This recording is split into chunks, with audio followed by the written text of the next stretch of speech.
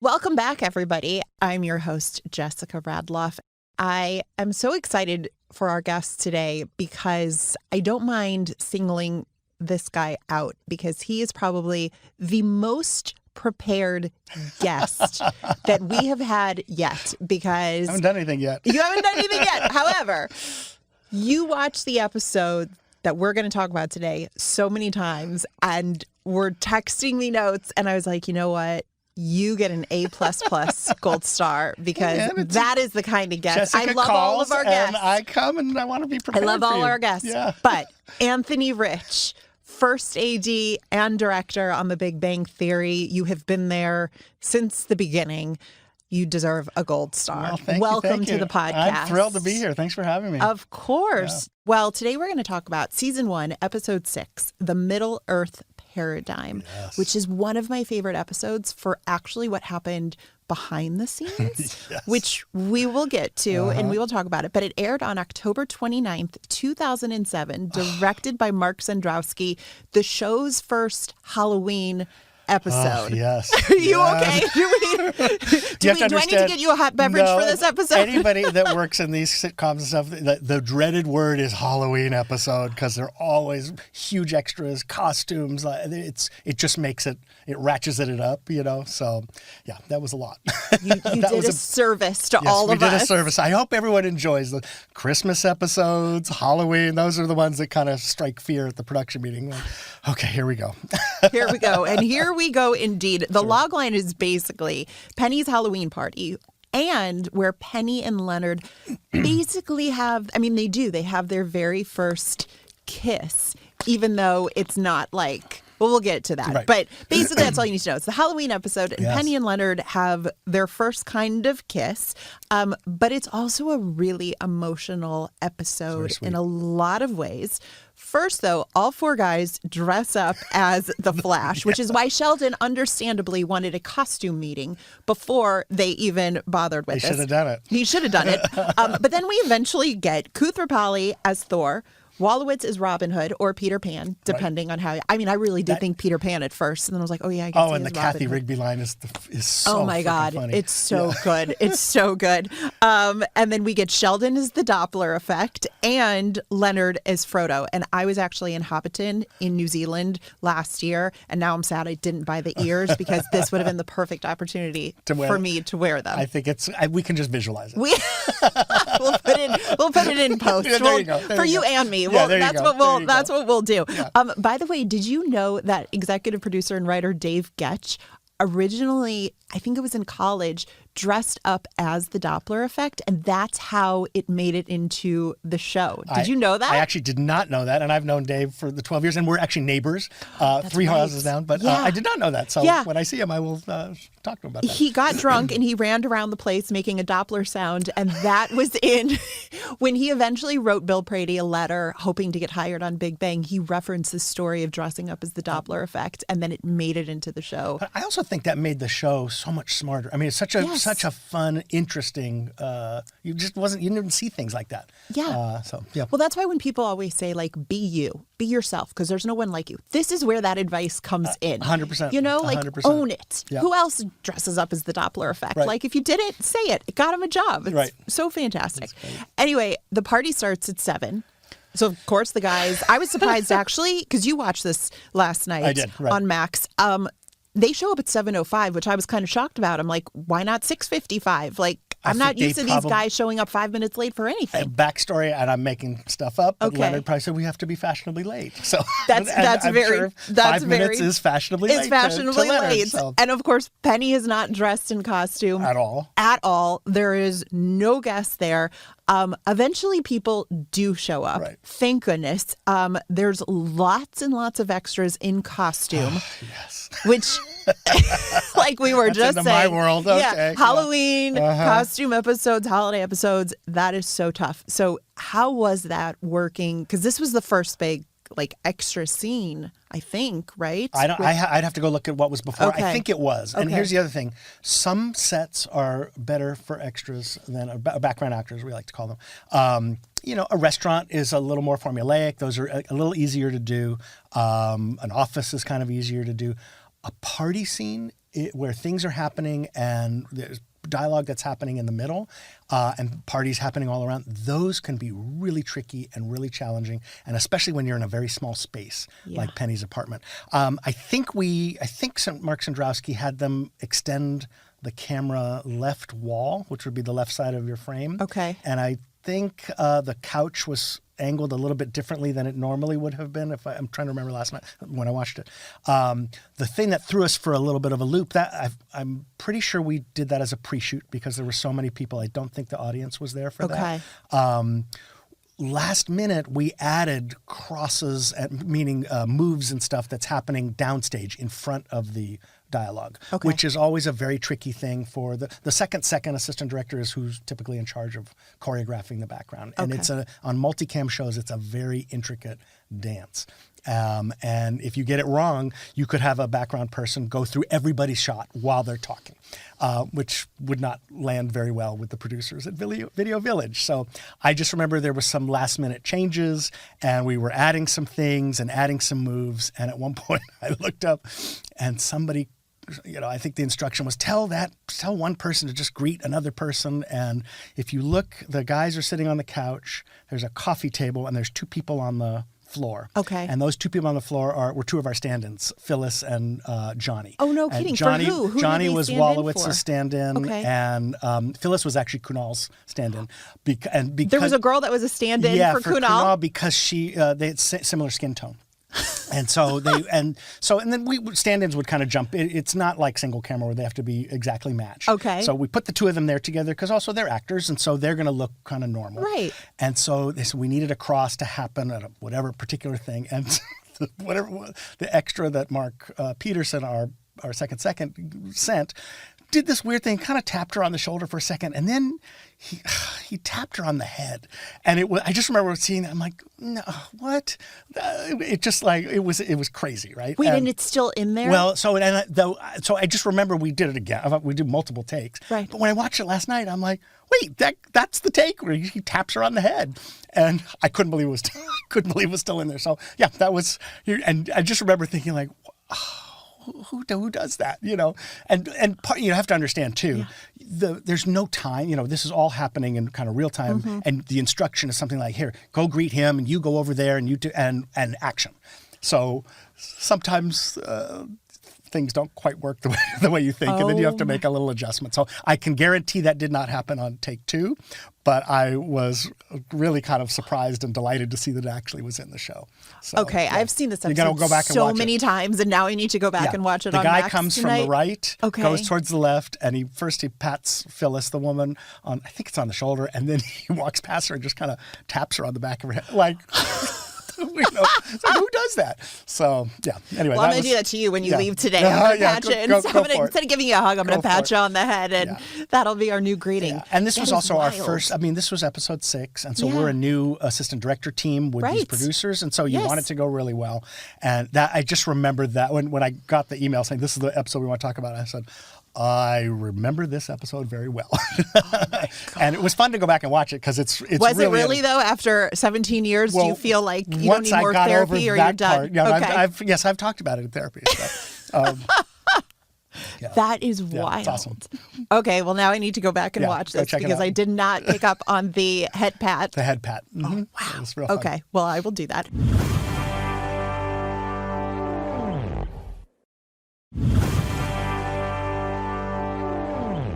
We get another appearance by Kurt in this episode, played by Brian Wade, and he arrives wearing basically next to nothing.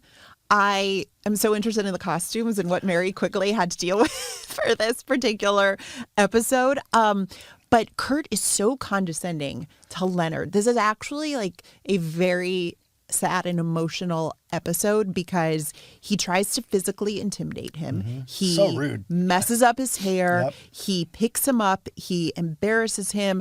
And in fact, I remember when I was talking to Johnny for the book, this was a really complicated episode for Johnny to talk about. I want to actually just read you this. Johnny said to me about this episode, he said, I would very much remember that moment where Kurt picks Leonard up and everything. He says it was a complex episode for me because I didn't feel a lot of personal connection with Leonard initially. And that episode, although I know it's not our best episode by any means, is where I felt I really met Leonard. He was bullied by Penny's ex-boyfriend, and him picking me up really affected me to the point where I think I cried after we shot the episode. I shared that with Kaley and Jim at the time because it really dug up some old schoolyard stuff for me. Didn't happen all week during rehearsal. It was only when we shot it that it really hit home. In a good way, though, because I had a way into Leonard and really began to understand him. So it kind of felt like an after-school special episode, which I hate, but we were still finding our footing. I don't think it felt like an after-school episode. I don't think it did at all, but I understand what he's talking about. Did you know that he felt that way when you guys were doing it? No. And the interesting thing that I remembered, and remember, it's been 17 years since we shot that, the actor playing Kurt was a very sweet guy. Yeah. And so that it was the weird thing is when you're on these shows too, you obviously you're seeing the performances, but you know the minute you yell cut, there's a human being right there. Right. So it was very interesting to see how different that character was from him. Yeah. Because he just was very kind and easy to be with. And I understand kind of what Johnny's saying in there, and where I really noticed it now that you've mentioned it, it's that scene later where he's on the couch.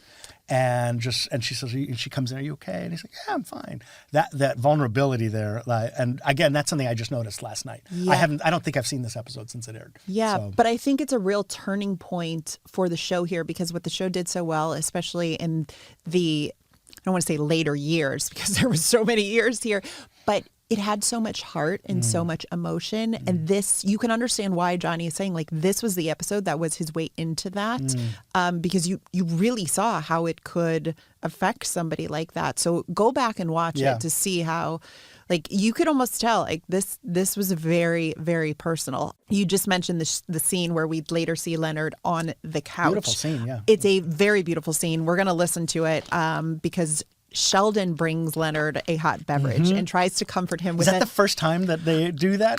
Because I know that comes up later. Oh, gosh. I don't think so. I think when Mary first came to visit, we get the hot beverage. That was before? That was before. Wow. Oh, my God. We'll have to go back and look. It must have been. If Mary was there, that's where it came from. Yeah. Wow. But it's funny because Sheldon brings Leonard a hot beverage, and also he goes, they're there. That's his way to do it. I feel like that's the head pat kind of like, they're there. That. By the way, I love that I'm asking you a question on a show that I worked for 12 years. So I'm like, when did Mary do that?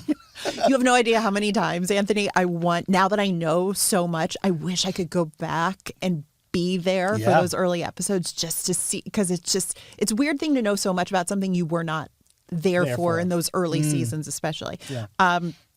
But anyway, so Sheldon brings Leonard the hot beverage, and then there is a knock on the door. So let's listen to this scene, and as a reminder, you can watch it on Max. Hey, Leonard. Oh, hi, Penny. Hey, just wanted to make sure you're okay. I'm fine. Look, I am so sorry about what happened. But it's not your fault. Yes, it is. That's why I broke up with him. He always does stuff like that. So why was he at your party? Well, I ran into him last week, and he was just all apologetic about how he's changed. And he was just going on, and I believed him, and I'm an idiot because I always believe guys like that, and I can't go back to my party because he's there, and I know you don't want to hear this, and I'm upset, and I'm really drunk, and I just want to argue.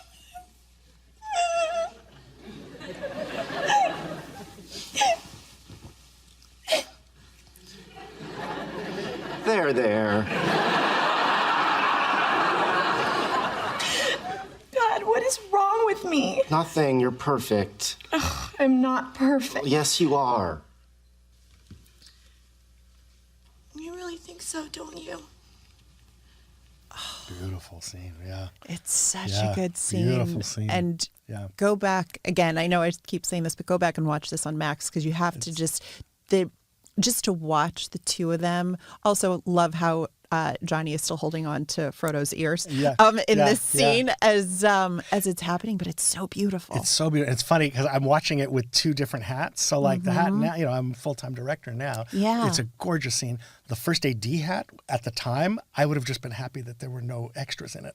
And I would have just been standing there. Oh, thank God there's just two people. So, you don't, there's so much going on that I don't get to appreciate something like that till I see it. Yeah. When you're the first AD. Do you remember being on set for that particular scene? Oh, I stood always right by the door. So I would have cued her in because sometimes it was hard to hear. Yeah. So yeah, I was always on the camera left side. Wow. And of course, this was before Johnny and Kaley started dating in real life, but she was crushing hard on him. Which of course none of us knew about that. Nobody knew. And I remember when I talked to Johnny about it, he was like, I said to Johnny, I was like, well, were you crushing on her too in that particular scene? And he's like, come on, Kaley Cuoco in a kitty cat uniform? Yeah. Come on, of course I was, But yeah, that scene I just love so much. And what happens after the kiss is that Leonard asks Penny how much she has had to drink. And she says a lot. And that's when Leonard decides, as much as he wants to make out with her and have this moment, this is not a good idea. And we see truly how much he cares for Penny. And I want to read one more thing from Johnny. Johnny said to me in the book, he said, I hope I have carried some of Leonard's traits like that with me in real life. When you love a character, there's certain things you want to retain from them on a cellular level. And there are certain things about Leonard that I certainly hope is the case. And I remember this conversation came about because Johnny is one of the most emotionally available people I have ever met or talked to. And I think this is a beautiful thing, he cried the most during our conversations for the book. And he also is very much, I don't know exactly how to say this without it sounding funny. He loves and respects women so much. He is the ultimate feminist. And he constantly checking in. Yes, you okay? champions his co-stars. Yes. And he really, and I said to him, I was like, watching this scene was like watching you, because I know him and I know that is how he is. And that really did mean a lot. And that's why he said that quote about, he's like, I hope I connected with Leonard in some cellular level there, because it meant so much to me that that's how he would be with Penny. Yeah, I'm really glad that this was one of the ones you wanted me to talk about, because I hadn't watched it in so long. I don't remember it being as deep as it is. Yeah, and it ages beautifully. Yes, I mean it's really a special episode. Much more now. I don't think about the technical hundreds of people. It wasn't hundreds. Someone patting someone on the head. Yeah, all of that stuff. So, yeah. Well, it was also a really personal one for Bill Prady. That story of the girl that someone likes and making out with them, but realizing they're drunk and this is not that actually came from Bill Prady. It was a very personal story where he experienced almost the same thing exactly, and he told a girl, like, this isn't right because I know that your head is not on straight at the moment and I want to be respectful. And when Bill told this to Chuck and the writers, Chuck decided like, we need to write to this and we need to make this a Leonard and Penny story, and that's how it ended up. It's beautiful. And it also just showed that Leonard is like this won't be, if we continue, this won't be real either. Right. And I think even more so. So well, it was great too, because it was a chance to that there's something there. Like, she adores him. He, of course, loves her. But you get to really see this blossom and set the stage for it. And in hindsight, knowing what ends up happening. Yes, exactly. In real life and in the characters, it's great. I know it really is so much. It's fun to go back to see this. It's wild. Oh yeah, it's one of my favorite episodes. Even though I know that was very hard. No, now it's one of my favorites too. Is it? Okay. No, I've moved on. Okay, I've moved on. And also, what's so great is that here, after Kurt basically terrorized Leonard in this episode, Penny does give Leonard a very sweet kiss that she means at the doorway when she's saying goodbye. And the doors open and Kurt walks down the stairs and sees this. And then Leonard has this redemption where he's like, that's right, you saw what you saw, and it's just such a great bookmark or way to end. Yeah. Well, and then the that button with particular- the chain at the end Yes, is even better. yes, but then It's like- because Leonard is also still so he's like, scared that Kurt's okay, coming yeah, after him. Bam. Yeah, I'm safe. I loved that. I know, you got to go back and great. watch it. It's And then, awesome. of course, like that's not even the end of the episode technically, because then we see Raj in bed Right. with one of Penny's friends, and I don't think this was the first time that Raj had sex, but I think it was the first time we saw it on the show. And he gives that delayed smile. It's so good great. because the woman, of course, Yeah. is like, "You're such a good listener," not knowing that he has selective mutism. Right. And he, like you said, all go back and watch it. The smile, Yeah. that just comes. A great episode. It was a great episode. It really, really is. Well, next time we're going to have to dress up. Yeah, there you go. When did they do the next Halloween episode? Was it? Part of me wants to say it wasn't until season 12, but that can't be, right? We had the strike. No, wait. The strike was 2 episodes after this one. I feel like we had something. It might have not have been a full Halloween episode, but we Okay. had something. You know what? I should know this How many too, and hundreds I'm of blanking. I know. I remember when I first started, I'm like, wait, that was season 1? So, who knows what's what. They So, all run together.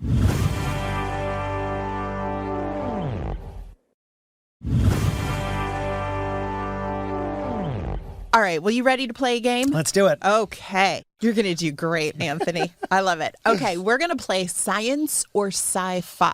Okay. So I'm going to read you a statement, and you're going to tell me if it's science based in truth or if it's sci-fi based in fiction. I am not going to do well. All right, we'll see. Okay. There's a species of bacteria that can survive in space. Science or sci-fi? Oh, I think that would be science. You are correct. Okay. The bacteria species, oh gosh, Don't there's ask no me way what I'm that going to is. know Yeah. how to say this. Dinococcus radiodurans. I don't know. Really I'm gonna well have done. That was Thank perfect. you. Did it sound like I knew what I was talking about? Totally did. It's what I majored in. There you go. Is known to survive in the harsh condition of space, including extreme vacuum radiation, but I think maybe radiation? I don't know. Radiation, And maybe, temperature fluctuations. Okay. Anyway, it's true. Interesting. All right, cool. That yes, All right, I there got is one. a series of bacteria that can Good. survive in space. Cool. I think Just I'd when I reviewed hoped that. if I moved to space, I wouldn't get sick from any bacterial infections that could exist There'll be a anywhere virus else. there, so, yeah, there will be a there'll be virus something. there. Okay, science or sci-fi? Scientists have successfully cloned a dinosaur from ancient DNA. Oh, my goodness. Come on. Sci-fi. That's Jurassic Park. It is true, but you never know in this day and age. Never know. Okay, science or sci-fi? There's a real-life zombie fungus that takes over insects' brains. It sounds so sci-fi, but I'm going to say science. You are correct. Okay, there we the go. fungus can infect ants and control their movements. Wow. That's a little creepy. It's like when somebody gets into your iPhone and could... Jeez, there's no hope for us. No. If it affects the poor ants, Yeah. there's no hope for us.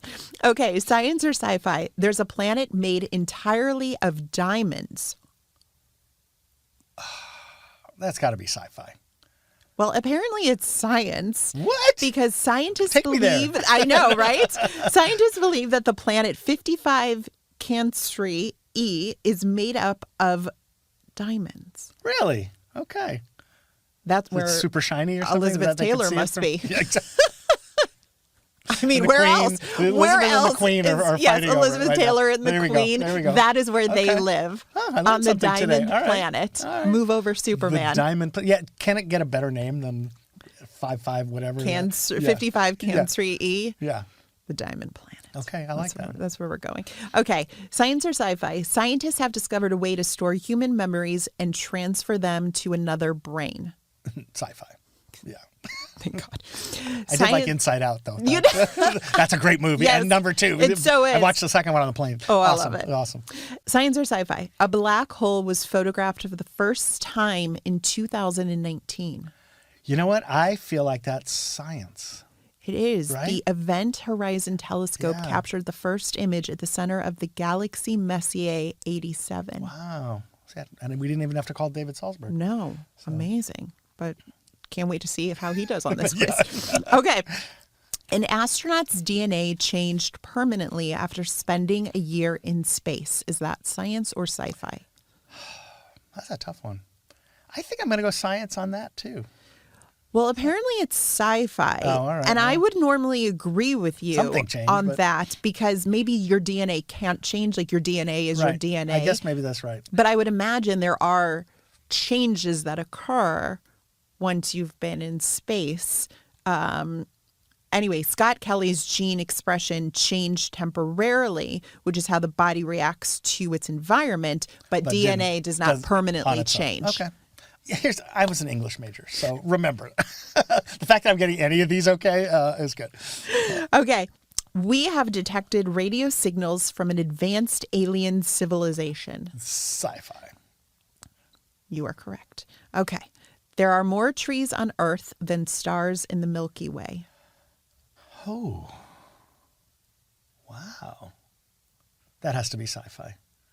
It's actually science. It's true? Yeah. Really? According to an estimation, there are nearly 3 trillion trees compared to 100 to 400 billion stars in our galaxy. 100 to 400 billion that they can see. That's correct. I know. I'm grasping at straws. Who's really counting, though? Wow, that's cool. I like that. Isn't that cool? And we still need to plant more And we trees. need, I was We just need going more to say, trees. we Keep need to planting plant trees. Yeah. Exactly. Okay, last one here. NASA has discovered an Earth-sized planet with oxygen-rich atmosphere. Ooh. Well, I Science think or I would have sci-fi? missed that. I think I missed that, but so let's call that sci-fi. You are right. Yeah. I thought it was No, maybe science. That's a pretty big one. Well, now that I'm reading it again, yeah, you're right. An Earth-sized planet with oxygen-rich atmosphere. Yeah, it's sci-fi. Musk would be on his way there. I so know, we'll send him sadly. something, yeah. It's just, I've been thinking so much. Like, isn't there another planet I can go to? I'm sure there is one. I just don't think we The diamond one. We're going to the I'm sure diamond there is one. an Earth-sized one or a something-sized one with oxygen. Yes. We just haven't found it. Yes. It's a pretty big neighborhood. It's Yeah. a pretty big neighborhood. Well, it's such a pleasure to have you on. Thank you so much. It's great. You're It's not always going so fun. Well, you're not going anywhere. Okay. Because we're Oh, going to right. bring you back for the Okay. next episode. So Awesome. Oh. cannot wait for That was that. a great episode, too. Thanks, Anthony. Thank you. This podcast was produced by Warner Brothers Unscripted Television in partnership with Max.